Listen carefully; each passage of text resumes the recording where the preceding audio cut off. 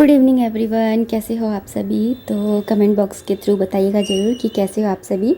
तो मैंने बुधवार को जहाँ व्लॉग एंड किया था उसी दिन शाम से मैं ये व्लॉग स्टार्ट कर रही हूँ। मैंने सुबह करेले में नमक लगा के रखा था जिससे कि उनका कड़वापन जो है वो चला जाए। तो यहाँ पर मैंने इनको धो लिया है अच्छे से, क्योंकि मैंने नमक लगाया था ना, अगर धोएंगे नहीं तो बहुत ज़्यादा खारे बनेंगे, इसलिए इनको धोना बहुत ज़रूरी है। उसके बाद में जो मैंने इसकी स्किन निकाली थी, उस स्किन के अंदर हम इसके सारे मसाले मिक्स करेंगे। मसालों में मैंने हल्दी पाउडर डाला था, धनिया पाउडर डाला है, लाल मिर्च पाउडर डाला है, अमचूर पाउडर डाला है, और सबसे ध्यान रखने वाला इंग्रेडिएंट है सौंफ। सौंफ डालनी ज़रूरी है, तो वो मैंने डाला है। और यहाँ पर मैंने इसमें चीरा लगा ही लिया था, तो उसके अंदर मैं ये सारा मसाला जो है उसको भर दूँगी। तो आप चाहें तो इसे ना किसी धागे से ना लपेट भी सकते हैं, क्योंकि कुछ लोग होते हैं जो है ना धागे से लपेट लेते हैं, और कुछ लोग होते हैं जो ऐसे ही बना लेते हैं। तो मैं तो ऐसे ही बना लेती हूँ, मुझसे बन जाते हैं। और अगर आप लोगों से ऐसे निकल जाते हैं तो ये एक ट्रिक है कि आप है ना धागे से इसको लपेट लीजिए, जिससे कि जो मसाला है ना पलटने में निकलेगा नहीं। यहाँ पर मैंने एक कढ़ाई रख दी है, उसके अंदर मैंने रिफाइंड ऑयल डाला है और जीरा डाल दिया है। जीरा जब हो जाएगा तो उसके बाद में इन करेलों को हम रख देंगे और इसी तरह से बस धीमी आंच पर पलट पलट कर सेक लेंगे। ये थोड़ा मसाला है, इसे भी मैंने इसके अंदर ही डाल दिया है, बस ढक कर के पका लेंगे। यहाँ देखिए मेरे जो करेले हैं वो ऑलमोस्ट बन चुके हैं। तो मैं यहाँ पर आधा करेला जो है उसे कट कर रही हूँ। तो आप इनको पलटते समय ना चिमटे की हेल्प ले सकते हैं, मैं चिमटे से ही पलटती हूँ।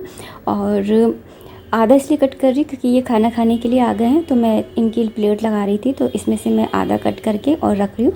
बाकी को मैं ढक करके 1 से 2 मिनट और कुक करूँगी, क्योंकि अभी ये थोड़े से और हो जाएँ तो फिर पूरे डन हो जाएंगे। तो यहाँ पर ये देखिए कितने अच्छे लग रहे हैं देखने में ही। गुड मॉर्निंग एवरीवन, कैसे हो आप सभी। तो आज है नेक्स्ट डे, और कल का ब्लॉग मैं उससे ज़्यादा कंटिन्यू कर ही नहीं पाई। और अभी फ़िलहाल मैं यहाँ पे सफाई वगैरह कर रही थी, बेडशीट चेंज कर लिया तो वो मैंने यहाँ रख दी, क्योंकि आज बृहस्पतिवार है ना, तो ज़्यादा कपड़े नहीं धोती हूँ। और यहाँ पर सब ऐसे कर दिया है, कुशन्स वहाँ पर रख दिए हैं, क्योंकि ये बच्चे ना जगह पर लगे ही नहीं रहने देते, लड़ लड़ के अभी भी शैतानी चल रही है। और यहाँ पर मैं आपको दिखा देती हूँ, मैंने यहाँ पर ना दाल जो है वो बॉयल करके रख ली है, और यहाँ पर मैंने ये भिंडी भी कट करके रख ली है, तो मैं भिंडी बनाऊंगी हर्षित के लिए। और ये मैंने निकाला था प्याज कट करने के लिए, एक्चुअली मैंने प्याज के पराठे बनाए थे, और आज मैंने इनका भी काम करके देख लिया कि कैसे काम करते हैं। तो जैसे हम डोसा बनाते हैं ना, तो वो डोसा जो है वो चिपक जाता है ना, अगर हम नॉन स्टिक तवे पर बनाते हैं तो चिपक जाता है ना, या नॉन स्टिक पे बनाए तब भी। तो ये वाली चीज़ है ना बहुत अच्छी है उसको पलटने के लिए, एकदम स्मूथली इतने प्यार से हटा रहा था, मुझे काफ़ी पसंद आया। और ये मैंने एक्चुअली यूज़ नहीं किया, ये तो मेरा चम्मच ही काम आ जाता है। मुझे ना ये चीज़ें यूज़ कर लो, फिर उसके बाद में इनको धोए वगैरह कैसे रखें, मतलब धोना पड़ेगा, और फिर पता नहीं, मुझे कुछ ज़्यादा फैलावड़ा सा फैला के काम करना अच्छा ही नहीं लगता, पता नहीं क्यों। तो मगर मुझे वो पराठे पलटने वाला मुझे वो काफ़ी अच्छा लगा। और साथ ही मौसम का मैं आपको बताऊं, मौसम पता है कैसा हो रहा है। कल आ रही थी बारिश, जिसकी वजह से कपड़े भी अंदर सुखाए थे, और आज निकल रही है धूप कड़ाके की। और धूप इतनी तेज़ है कि मैं आपको क्या बताऊँ, इतनी गर्मी पड़ रही, इतनी गर्मी पड़ी। और आज मैंने ना सीधी मांग निकाल कर के छोटी करी है। कैसी लग रही है? मुझे ऐसा लग रहा है जैसे मैं बिल्ली लग रही हूँ बिल्ली जैसी लग रही हूँ। तो एक्चुअली मैंने मांग इसलिए निकाली है क्योंकि मेरे पास एक कमेंट आ रहा था कि है ना मैं बताऊँ कि किस तरह से मांग भरते हैं। जैसे वो तिकोनी वाली मांग भरते हैं ना, यूँ वाली, तो वो कैसे भरते हैं वो दिखाऊं। तो मैंने सोचा कि चलो आज मैं इस तरह से चोटी करती हूँ, जिससे मैं मांग अच्छे से दिखा पाऊँगी कि कैसे भरती हूँ। क्योंकि एक नहीं, काफ़ी 2-4 बार कमेंट आ चुका है कि है ना मांग कैसे भरते हैं मैं बताऊँ। तो आज वो भी मैं पहले, लेकिन उससे पहले मैं ये सब्ज़ी छोक देती हूँ, क्योंकि सब्ज़ी बनेगी ना इतनी देर में है ना, ये सारे काम कर लूँगी। क्योंकि हर्षित अभी नहाने गया है ना, तो आएगा, नहाने क्या गया है, आ गया नहा कर। तो चलिए मैं जल्दी जल्दी से ना सब्जी छोक देती हूँ, उसके बाद में आपको बताती हूँ कि मांग कैसे भरते हैं।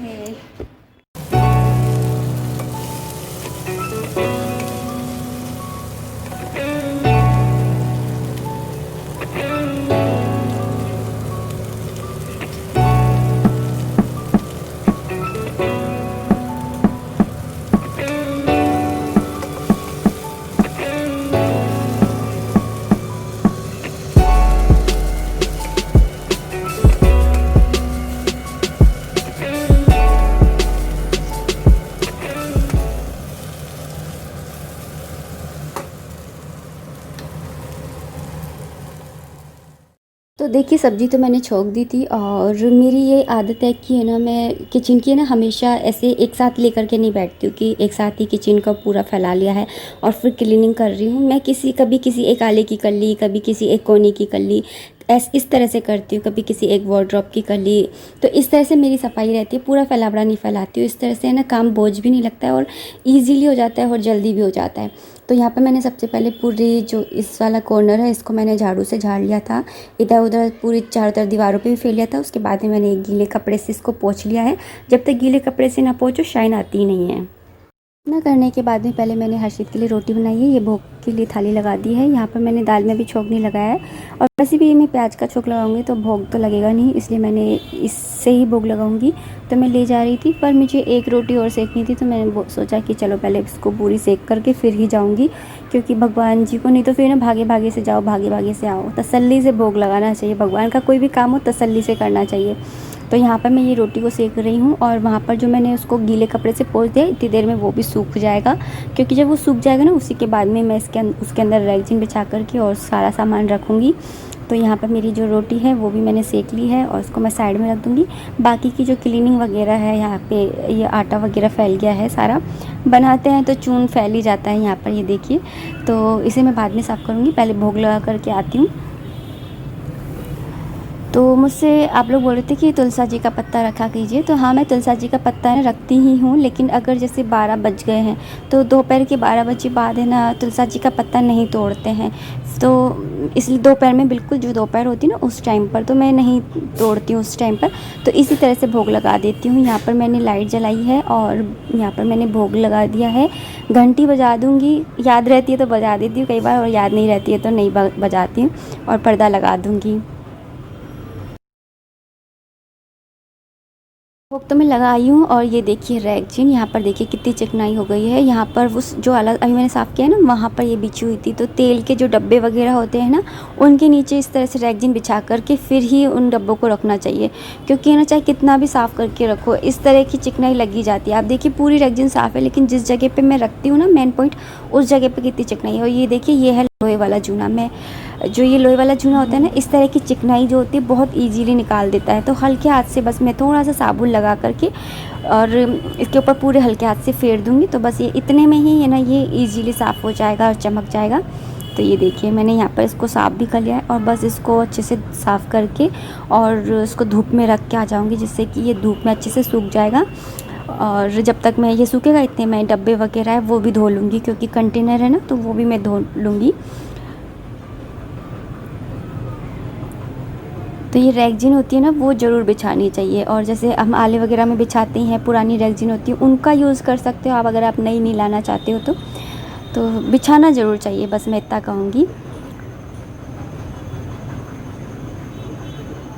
तो ये देखिए कितनी चमक गई है, थोड़े से में मैंने कुछ ज़्यादा मेहनत भी नहीं करी और देखिए कितनी अच्छी चमक गई है। ये है डब्बे जिसके अंदर तेल है और यहाँ पर देखिए चिकनाई लगी जाती है, चाहे कितना भी पोंछ कर रखो लेकिन लगी जाती है। मैं बताऊंगी कि जो तेल के अगर डब्बे के अंदर तेल वगैरह है तो आप किस तरह से धो सकते हैं। सबसे पहले जो ढक्कन है उसे टाइट बंद कर लीजिए। टाइट बंद करने के बाद में आप उसका जो लिड है उसके ऊपर आपको पानी नहीं डालना है, इसकी इतने एरिया के नीचे नीचे आपको पानी डालना है। इस तरह से गीला कर लेना है, जिससे कि थोड़ा मॉइस्चर हो जाएगा ना तो फिर इसके ऊपर झाग इजीली आ जाएंगे। और फिर एक स्क्रब लेकर के और थोड़ा सा साबुन लगा करके स्क्रब पे, और फिर उससे आपको पूरे डब्बे के ऊपर फेर देना है। इस तरह से जो इसका चिकनापन होता है ना, चिकनाहट जम जाती है वो हट जाती है, और आप कितना भी पोंछ के रखो लगी जाती है। और जो ये ऊपर का एरिया है मैंने यहाँ पर भी थोड़ा सा हल्का सा साबुन लगाया, तो यहाँ पर आप एक सूखे कपड़े से ना पोंछ लीजिए इसको पहले। तो सारा जो साबुन है जो है उसको पोंछ लीजिए, नीचे से भी अच्छे से पोंछ लीजिए, और फिर इस कपड़े को दोबारा से एक बार धो करके एक बार और पोंछ लीजिए। इस तरह से आपके जो कंटेनर है ना वो हमेशा चमकते रहेंगे, साफ़ सुथरे रहेंगे। इसी तरह से आप है ना दाल है, हल्दी, धनिया, मिर्ची, इन सब के जो डब्बे होते हैं उनको भी आप इसी तरह से धो सकते हैं, और जब वो खाली हो तब आप उनको पूरी अच्छी तरह से धो लीजिए। तो मेरे डब्बे जो हैं वो मैं इसी तरह से साफ़ करती हूँ। तो ये जो तेल का दूसरा वाला डब्बा है इसे भी मैं इसी तरह से साफ़ करूँगी, लेकिन जो इसका लिड है ना इसे मैं बिल्कुल हटा करके प्रॉपरली धोऊंगी, क्योंकि इसके अंदर है ना थोड़ी सी है ना चिकनाहट ज़्यादा जमी हुई थी, तो इसकी जो किनोरी है ना इधर की साइड, तो मैंने इसको भी धो लिया है और अच्छे से पोंछ करके, और तभी मैं इसे लगाऊंगी, वरना तेल के अंदर पानी चला जाए तो फिर सब्ज़ी छोंकते समय बड़ा चुपते समय बहुत आवाज़ होती है वरना तेल की। और यहाँ पर ये देखिए, यहाँ पे थोड़ी सी चिकनाई है तो थोड़ा सा कपड़े के अंदर साबुन लगा करके और इस तरह से मैं इसे पोंछूंगी और ये पूरा अच्छे से पोंछने पूरी चिकनाहट हट जाएगी और ये बिल्कुल शाइन हो जाएंगे। तो मैं अपनी पूरी किचन की सफाई ना इसी तरह से करती हूँ। जब भी किसी भी आले को लेती हूँ उसका सामान खाली करे बगैर ही मैं इस तरह से सारे कंटेनर को साफ़ कर लेती हूँ। और जब भी वो ख़त्म होते हैं, जैसे दाल ख़त्म हो गया या चीनी ख़त्म हो गया, उसका डब्बे में धोए बगैर उसके अंदर ना सामान नहीं भरती हूँ। जब अगर वो खाली जाते, चाहे वो आटे का कंटेनर ही क्यों ना हो, अगर वो खाली हुआ है तो उसको धो करके फिर ही उसके अंदर मैं दूसरा आटा जो है वो भरूँगी। ये देखिए रेगजीन मैं धूप में से ले आई हूँ। तो धूप जो होती है ना वो बहुत अच्छा सैनिटाइज़र का काम करती है। कितने भी बैक्टीरिया हो, कितने भी फंगस या कुछ भी हो, सब है ना धूप से ना ख़त्म हो जाते हैं। ये देखिए मैंने यहाँ पर रेगजीन बिछा दिया। उसके बाद में मैं तेल के कंटेनर रखूँगी। इस तरह से फ्लोर जो होता है ना वो चिकना नहीं होता है। और यहाँ पर देखिए ये मैंने ये रख दिया है और ये दूसरा वाला भी रख दूँगी। जबकि मेरे छोटे कंटेनर निकले हुए हैं बाहर, जो रेगुलर बेसिस पे डेली मैं जिनमें से तेल लेती हूँ, ये तो जब उनमें ख़त्म हो जाता है तब इसमें से लेती हूँ। कंटेनर्स में से फिर तेल को लेती हूँ। और किचन का जब सारा काम हो जाए ना उसके बाद में मैं झाड़ू लगाना तो बिल्कुल भी नहीं भूलती हूँ, चाहे हम कितनी भी सफाई से क्यों ना काम कर ले। आज तो खैर मैंने सफाई करी ही थी तो मुझे लगानी ही थी, लेकिन फिर भी अगर हम कितनी भी सफाई से काम कर ले, छोटे छोटे पार्टिकल्स जो होते हैं ना वो गिर ही जाते हैं। आटे के हैं, सब्जी वगैरह के हैं, कैसे भी कितना भी संभल के काम करो गिर ही जाते हैं। यहाँ मैंने आम कट किए हैं तो बस अब हम लोग जो है आम खाएंगे। तो ये तो भाई फलों का राजा माना जाता है और गर्मियों में इनको ना खाया जाए ये तो पॉसिबल ही नहीं है। तो बस इनको मैंने कट किया है और बस खाएंगे अब। और अब मैं आपको बताती हूँ, डेली मांगनी निकालती हूँ ना इसलिए ऐसे हो गए थे, बाल इधर उधर हो जाते हैं। और अब मैं आपको बताती हूँ जल्दी जल्दी से। तो सबसे पहले आप है ना बिल्कुल इस तरह की जो आती है ना गीली वाली, वो लेनी पड़ेगी इस तरह की मांग भरने के लिए। तो और बिल्कुल बीचों बीच से आपको एक डॉट लगा करके इधर की साइड और इधर की साइड करके और बस इसको इस तरह से आपको भरना पड़ेगा। मैं वैसे रेगुलर बेसिस पे इस तरह से नहीं लगाती हूँ, लेकिन मैं बस आपको बताने के लिए लगा रही हूँ। और ये देखिए बस इस तरह से लग जाती है। और अगर आपको डीपली भरनी है तो और आप गहरी पूरी अच्छे से भर सकते हैं।